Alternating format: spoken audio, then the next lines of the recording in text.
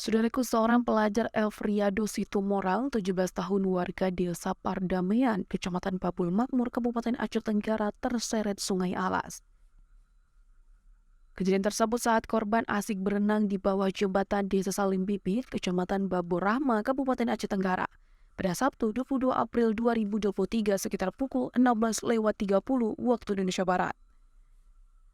Kalaksa Badan Penanggulangan Bencana Daerah atau BPBD Kabupaten Aceh Tenggara Nazmi mengatakan, berdasarkan keterangan dari para saksi korban Samuel Nainggolan, Jeremia Lubis, Krismon Mangunsong, dan Adi Saputra Siohang, mereka asyik berenang bersama di bawah jembatan Salim Pipit, Kecamatan Babur Rahma.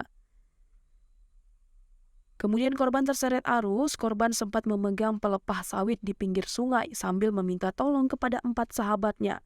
Dan 4 sahabat tersebut sempat meminta tolong juga kepada kakek-kakek yang ada di seputaran kejadian.